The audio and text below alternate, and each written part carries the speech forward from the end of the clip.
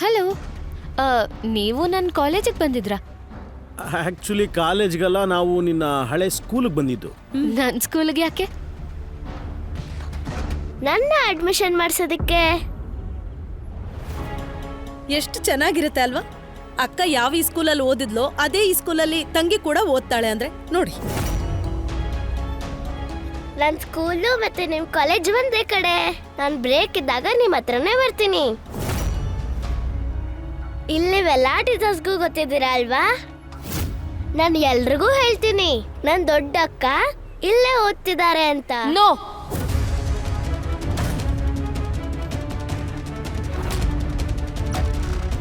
Sweety, ಚಿಕ್ಕ ಹುಡುಗಿ ಮೇಲೆ ಹೀಗೆ ಕೂಗಾಡೋದಾ? ಸಾರಿ. ಪ್ರಾಬ್ಲಮ್ ಇರೋದು ನಿಮ್ಮಿಂದ, ಆದ್ರೆ ನಿಮ್ಮ ಮಗು ಮೇಲೆ ಕೂಗಾಡ್ಬಿಟ್ಟೆ. ಪಾವನಿ, ಅನುಪಮೆಯಿಂದ ಏನು ಪ್ರಾಬ್ಲಮ್ ನಿನಗೆ? ಅದೇ ಎಲ್ಲರಿಗೂ ಇರೋ ಹಾಗೆ. ಇವರು ಮಹಾತಾಯಿ, ಪಬ್ಲಿಕ್ ಒಪಿನಿಯನ್ ಇಂದ ಇವರು ಪ್ರಾಬ್ಲಮ್ ಇಲ್ಲ, ಬಟ್ ನನಗಿದೆ. ಜನ ನನ್ನ ಬಗ್ಗೆ ಏನ್ ಮಾತಾಡ್ತಾರೆ ಅದು ನನಗೆ ಮ್ಯಾಟ್ರ್ ಆಗುತ್ತೆ. ಜನ ನನ್ನ ನೋಡಿ ನಕ್ಕಿದ್ರೆ ನನಗೆ ಬೇಜಾರಾಗುತ್ತೆ. ಈ ಹುಡುಗಿ ಇಲ್ಲಿ ಓದಿದ್ರೆ ನನ್ನ ನೋಡಿ ನಗ್ತಾರೆ. ಪಾವನಿ ಅಕ್ಕ, ನಾನು ಡೋಂಟ್ ಕಾಲ್ ಮೀ ಅಕ್ಕ. ಪಾವನಿ,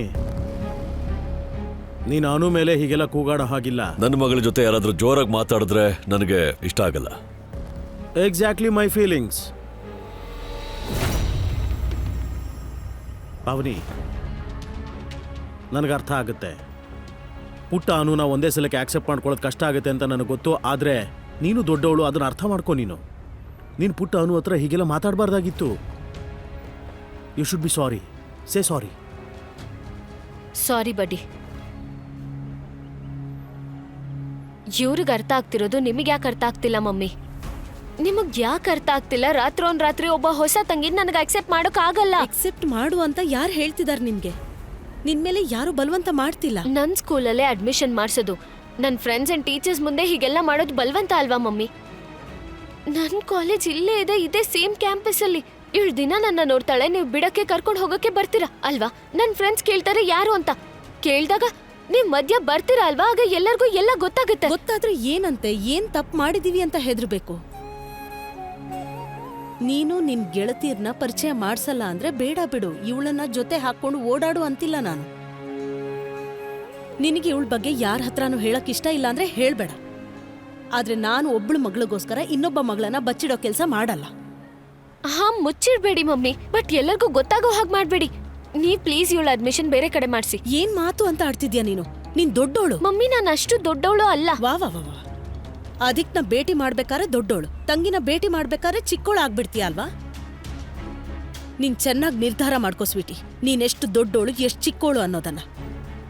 ನಿನ್ನ ಅನುಕೂಲಕ್ಕೆ ತಕ್ಕಂತೆ ದೊಡ್ಡೋಳು ಚಿಕ್ಕೋಳು ಆಗೋ ಈ ನಾಟಕನ ನಿಲ್ಸು ಸಾಕು. ಅನುಪಮ, ನೀನು ಹೇಳ್ತಿರೋದು ಸರಿಯಾಗಿದೆ, ಆದ್ರೆ ಪಾವನಿ ಹೇಳ್ತಿರೋದ್ರಲ್ಲೂ ತಪ್ಪಿಲ್ಲ. ಇವಳ ಲೈಫಲ್ಲಿ ಆಗ್ಲೇ ತುಂಬಾ ಟೆನ್ಷನ್ ಇದೆ. ಪಾವನಿ, ನನಗೆ ನಿಮ್ಮ ತೊಂದರೆ ಅರ್ಥ ಆಗುತ್ತೆ, ಬಟ್ ಫಾರ್ ಒನ್ಸ್ ಪ್ಲೀಸ್ ನಮ್ಮ ಸಿಚುಯೇಷನ್ ಅರ್ಥ ಮಾಡ್ಕೊಳ್ಳೋಕೆ ಪ್ರಯತ್ನ ಮಾಡು. ಬಡ್ಡಿ, ಸಾರಿ ಪ್ಲೀಸ್. ಸದ್ಯಕ್ಕೆ ನಾನು ಏನು ಅರ್ಥ ಮಾಡ್ಕೊಳ್ಳಲ್ಲ. ನನಗೆ ಈ ಮಗುವಿಂದ ಏನು ಪ್ರಾಬ್ಲಮ್ ಇಲ್ಲ. ಅವಳ ಮನೆಗೆ ಬರ್ಲಿ, ಸಿಗ್ಲಿ.